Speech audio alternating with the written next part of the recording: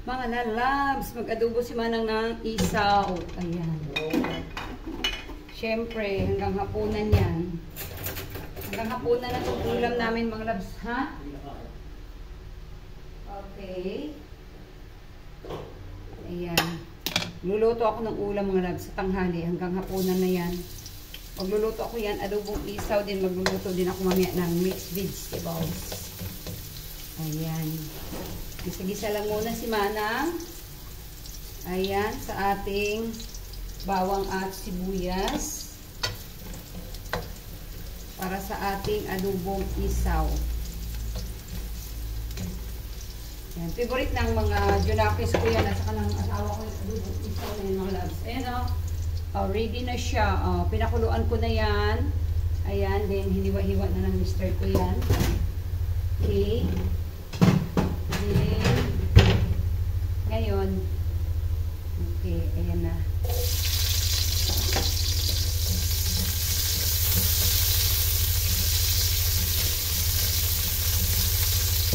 Lantahin natin ng konti yung ano na yan, sibuyas na yan. Okay. Gods na yan, ilagay na natin yung isaw, mga labs. Marami-rami itong isaw kung mga labs, 2 kilo na higit ko yun. See, look at that. Oh. Marami siya. Favorite nila yan. Ako din naman, gusto ko lang to. Paminsan-minsan lang naman kami nagluluto nito. Hindi naman lagi-lagi. Siyempre, alam naman natin yan na hindi yan good for the health. Pero, yung katakawan, talagang hindi mapipigilan. Wala pa naman tayong, wala pa naman tayong arthritis at saka hindi naman mataas yung ating uric. Kaya, pwede pa guys. Ayan, diba? Okay. Ayan. O, ganyan lang muna yan. Gagawin ko dyan mga labs. Mamaya na ako maglagay ng panimpla dyan. Okay. Silipin na natin ang ating niluluto mga labs ko. Ayan. Medyo nagmamantika-mantika na siya. Lumabas na yung mantika-mantika niya. Maglalagay na ako ngayon dito ng panimpla mga labs. Ngayon, maglalagay na ako dito ng toyo. Maraming toyo yan mga labs dahil yan lang yung kanyang dyan. Hindi tayo maglalagay ng asin dyan. Yan lang yung ating panimpla dyan. See? Okay, maraming toyo mga labs. Then maglagay tayo ng pamintang buo. Ayan, pamintang buo. Then maglalagay din tayo ng crack. Ayan.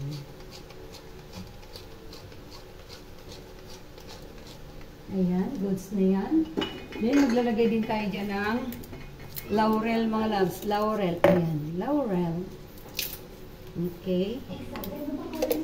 Uy, pinano pa. Pinano ka.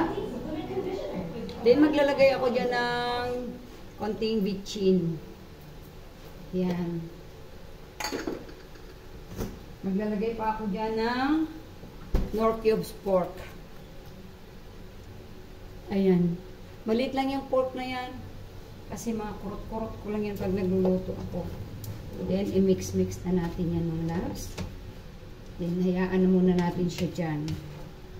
Ma-absorb niya yung lahat ng mga pampalasang nilagay natin. Sarap nito mga loves. Maglagay tayo dito mamaya ng sili na maanghang. Okay. Ayan.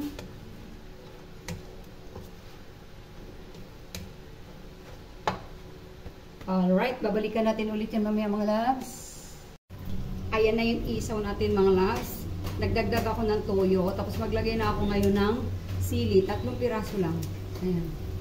Kupit-kupitin lang natin. Marami na yung mga loves. Maanghang na yan. Ayan. Maglagay din ako dyan ng suka. Pero tika lang. Anuhin muna natin. Maya-maya na yung suka. Medyo ano na siya. Paluto na siya mga loves. Kasi nagmamantika na siya. Ang gusto ko kasi dyan mga loves, yung nagmamantika talaga siya. So, paanuhan mo natin, paigahan muna natin para yung ating, yung ating sili ay umanghang. Ayan. Ayan.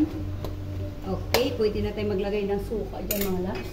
Pero kaunting suka lang mga loves.